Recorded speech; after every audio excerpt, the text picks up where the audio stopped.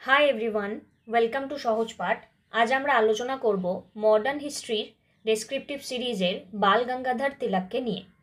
এর আগে important personalities অনেকগুলো ভিডিও তোমাদের জন্য আপলোড করা রয়েছে। তোমরা সেই ভিডিওগুলো যারা দেখোনি চাইলে তোমরা প্লেলিস্ট থেকে দেখে নিতে পারো।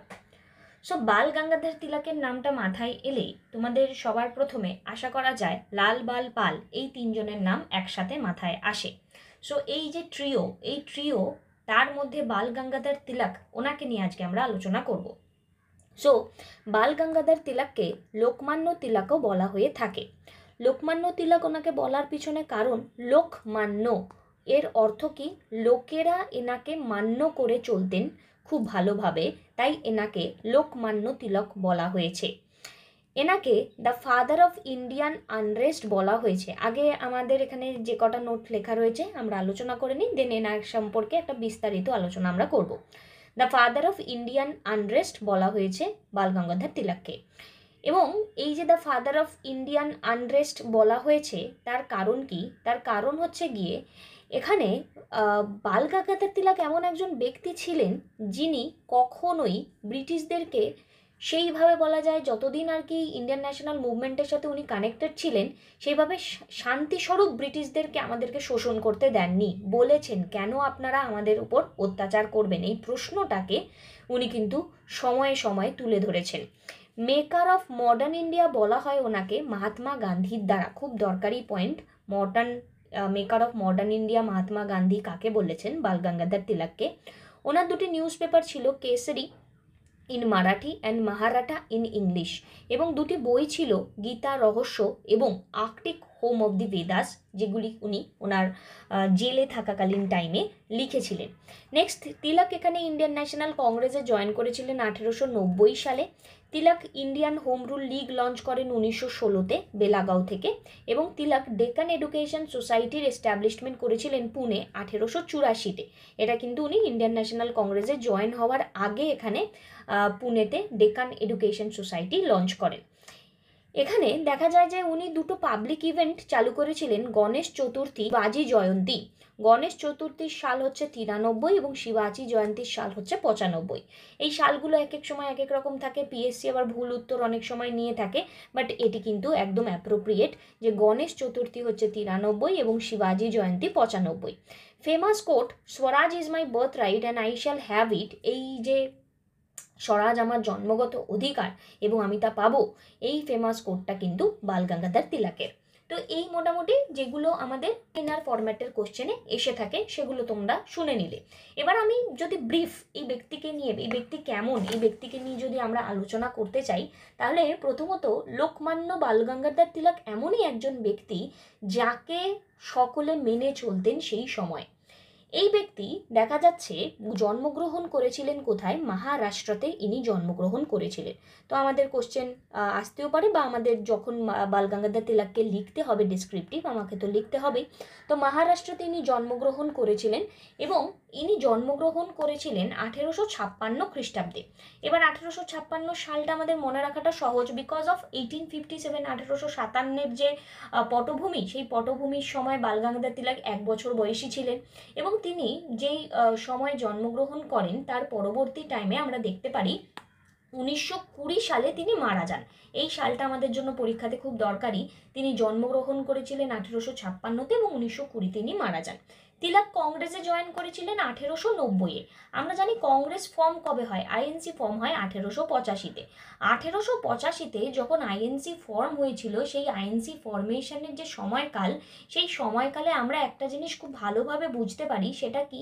সেটা হচ্ছে গিয়ে সেই সময়ে একটি প্রথম পলিটিক্যাল অর্গানাইজেশন যেটি মানুষকে তার মানুষের ডিমান্ড নিয়ে ব্রিটিশের কাছে বলতে পারে, এবং যেই ডিমান্ডটি যখন থাকবে সেই ডিমান্ডটি যদি মানুষের কাছে পৌঁছে দেওয়া যায়, মানুষের যে ডিমান্ড সেই ডিমান্ডকে যদি ব্রিটিশের কাছে পৌঁছে দেওয়া যায়, সেটি খুবই সেই সময়কার জন্য একটি উল্লেখযোগ্য অর্গানাইজেশন হিসেবে কাজ করে। এবার এই যে অর্গানাইজেশন, এই অর্গানাইজেশনের শুরুর দিকে যে সমস্ত ন্যাশনাল লিডাররা ছিলেন সকলেই কিন্তু সেই সময়ে খুবই সম্ভ্রান্ত ফ্যামিলি থেকে বিলং করতেন, এবং এখানে আমরা দেখতে পারলাম যে ডেকান এডুকেশন সোসাইটির ফরমেশন আমরা দেখতে পারলাম 84-তে। তো বাল গঙ্গাধর তিলকও কিন্তু একজন সম্ভ্রান্ত ব্যক্তি ছিলেন, যিনি টিচার ছিলেন, লয়ার ছিলেন এবং সমাজে তার একটা প্রভাব প্রতিপত্তি ছিল। এবং পরবর্তী টাইমে এই অর্গানাইজেশন তাতে উনি আইএনসিতে 1890 সালে জয়েন করে। এবার বাল গঙ্গাধর তিলকের প্রথম থেকেই নেচারটা যেটা ছিল সেটা তিনি বলেছিলেন, এই যে লাইনটা, যে ব্যক্তি বলছেন স্বরাজ আমার জন্মগত অধিকার, সে তাহলে কি স্বরাজ যদি কেউ তাকে না দেয় তাহলে সে ছিনিয়ে নেবে। তাই তার মেন্টালিটিটা ছিল কিন্তু প্রথম থেকেই র্যাডিকাল, বা আমরা যাকে বলতে পারি এক্সট্রিমিস্ট মেন্টালিটি। এবং এই এক্সট্রিমিস্ট মেন্টালিটিকে সঙ্গী করে তিনি ব্রিটিশ রুলের বিপক্ষে লড়াই করে যান এবং তিনি প্রথম এই যে স্বরাজ যে ডিমান্ডটা, সেই স্বরাজ ডিমান্ডটাকে নিয়ে কথা বলেন। এবং তিনি এক্সট্রিমিস্ট সেকশনে যখন যুক্ত থাকেন 1907 সালে, যখন সুরাট স্প্লিট হয়, সেই সুরাট স্প্লিটের টাইমে বাল গঙ্গাধর তিলককে আমরা অ্যাক্টিভভাবে পারফর্ম করতে দেখতে পারি। তার পরবর্তী টাইমে দেখা যায় যে বাল গঙ্গাধর তিলককে এই ভ্যালেন্টাইন চিরলি বলেছিলেন যে ফাদার অফ ইন্ডিয়ান আনরেস্ট, যার প্রতিবাদে উনি কেসও করেন। এবং বাল গঙ্গাধর তিলকের সাথে বিপিন চন্দ্র পাল, লালা লাজপত রায়, এদের মিলিতভাবে আমরা লাল বাল পাল বলে থাকি। এবার এই 1907-এ যখন সুরাট স্প্লিট হলো, তার পরবর্তী 1908-এ মানিকতলা কনস্পিরেসি কেস বলে একটি কনস্পিরেসি কেস হয়েছিল। সেই কেসে এখানে বাল গঙ্গাধর তিলককে দায়ী সাব্যস্ত করা হয় এবং কোথাও প্রফুল্ল চাকি এবং ক্ষুদিরাম বোস এই ব্যক্তিদেরকে ডিফেন্ড করার জন্য এখানে দেখা যায় যে বাল গঙ্গাধর তিলককে 6 বছরের জেল খাটতে হয়। এটা আমাদের জন্য খুব গুরুত্বপূর্ণ একটা পয়েন্ট, যে 1908 থেকে 1914 পর্যন্ত বাল গঙ্গাধর তিলককে এখানে জেল খাটতে হয়। আবার পরবর্তী টাইমে যখন 1914 থেকে বেরিয়ে আসেন, মানে ওনার লাইফে জেল খেটে উনি বেরিয়ে আসেন, তখন 1916-তে তখন তিনি এখানে রিজয়েন করেন এবং তিনি হোম রুল লিগ এখানে গঠন করেন। এখানে হোম রুল মুভমেন্ট এখানে আমরা দেখতে পারি। এবং তিলক সেই সময়ের হিন্দু পড়াশোনা, মানে জেলে থাকাকালীন টাইমে তিনি জীবনের আসল মানে খুঁজে পান এবং তিনি সেই সময়ে দেখা যাচ্ছে যে জীবনের আসল মানে সকলের কাছে ছড়িয়ে দেওয়ার জন্য সকলের কাছে তখন তিনি ওই 2টি বই লিখেছিলেন গীতাকে নিয়ে, গীতার রহস্যকে নিয়ে। বাল গঙ্গাধর তিলকের হিন্দু যে ভিউটা, সেখানে তিনি একটা ইম্পর্টেন্ট পয়েন্ট, খুব ইন্টারেস্টিং বাল গঙ্গাধর তিলককে নিয়ে, তিনি কিন্তু হিন্দু উমেনদের, মানে ভারতীয় মহিলাদের যে পড়াশোনা হবে ইংলিশ এডুকেশনে বা মডার্ন এডুকেশনে, তার বিপক্ষে ছিলেন। এর অনেক রকম কারণ আছে, সেই বিস্তার আলোচনা কোনো একটা অন্য টাইমে করা যাবে না হয়। তিনি এখানে দেখা যায় যে আরেকটা কাজও করেন, এজ অফ কনসেন্ট বিল, এই পয়েন্টটিও খুব দরকারি। এজ অফ কনসেন্ট বিল, যেটি আমরা দেখা যায় যে মেয়েদের যে বয়স, সেই বয়স, বিয়ের বয়স 10 থেকে 12 বছর করে দেওয়া হয়েছিল। তিনি কিন্তু তার বিপক্ষেও যান, মানে এই বয়স বাড়ানোকে নিয়ে তিনি বিপক্ষে যান, ঠিক আছে। তো এখানে দেখা যায় যে এই যে ইন্টারফিয়ারেন্স, ওনার ভাবনা চিন্তা, সেটা কিন্তু একটু অন্যরকম ভাব দেখায় বাল গঙ্গাধর অভিব্যক্তি নিয়ে। তো এটার পিছনে না একটা ডিপ রিজন আছে কেন তিনি করেছিলেন, সেটা খুবই উল্লেখযোগ্য একটা ব্যাপার। বাল গঙ্গাধর তিলক এবং অ্যানি বসন্ত, এখানে দেখা গেছে বাল গঙ্গাধর তিলক এবং অ্যানি বসন্ত এনারা মিলিত হয়ে, এবং সাথে মোহাম্মদ আলী জিন্নাও ছিলেন, তারা মিলিত হয়ে কিন্তু এখানে কাজ করেছিলেন, মিলিত হয়ে কাজ করেছিলেন হোম রুল মুভমেন্টে। এবং সেই সময়ে বাল গঙ্গাধর তিলক, গান্ধীজি 1915-তে আমাদের ভারতবর্ষে চলে আসেন 9ই জানুয়ারি, যেটি আমাদের প্রবাসী ভারতীয় দিবস নামে পরিচিত।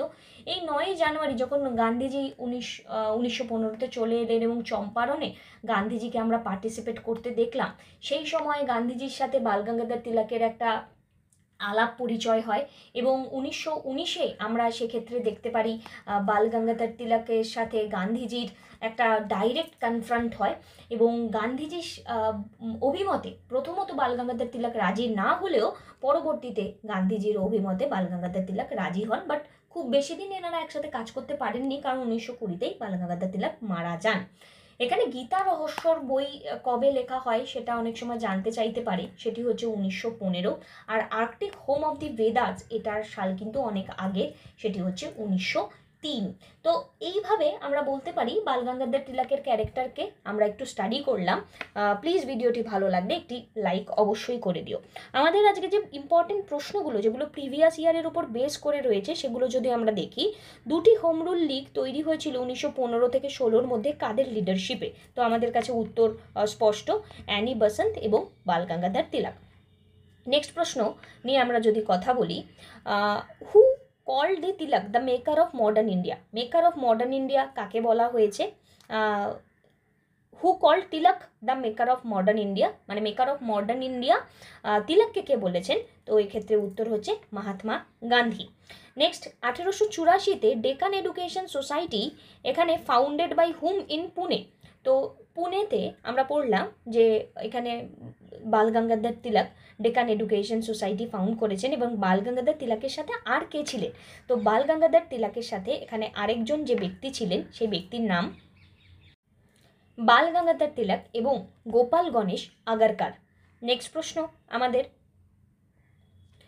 তিলক formed Home Rule League 1916 at? তো তিলক 1916-তে বেলাগাঁওতে এখানে হোম রুল লিগে। নেক্সট কোশ্চেন আমাদের জন্য, who wrote Arctic home in the Vedas? এই বইটি কে লিখেছেন? তো এই বইটি লিখেছেন বাল গঙ্গাধর তিলক, আমরা পড়লামও। সো এই ছিল আমাদের জন্য আজকের ইম্পর্টেন্ট কোশ্চেন। আশা করি ভিডিওটি তোমাদের ভালো লেগেছে। তোমাদের যদি আমাদের এই ভিডিওটি ভালো লাগে প্লিজ একটি লাইক করে দিও, এবং তোমরা চাইলে নোটস যদি তোমাদের প্রয়োজন বোধ করো তাহলে সহজপাঠ.co.in তোমরা আমাদের সাথে কানেক্টেড থাকতে পারো। সেখানে মডার্ন হিস্ট্রি, মেডাইভাল হিস্ট্রি, অ্যানশিয়েন্ট হিস্ট্রির সমস্ত নোটস সুন্দরভাবে এরকম মাইন্ড ম্যাপের সাথে তোমাদেরকে প্রোভাইড করা রয়েছে। ঠিক যতটা পড়তে হবে, যতটা আমাদের পড়ার জন্য দরকারি, ঠিক সেইভাবে এই নোটসগুলো তোমাদের জন্য তৈরি করা রয়েছে। তো এই নোটসগুলো তোমরা ভিডিও কোর্সও পেয়ে যাবে, সিঙ্গেল ইন্ডিভিজুয়াল চাইলে নোটসও পেয়ে যাবে। আমাদের ওয়েবসাইট তোমরা ভিজিট করতে পারো নোটসের ক্ষেত্রে। Thank you, take care.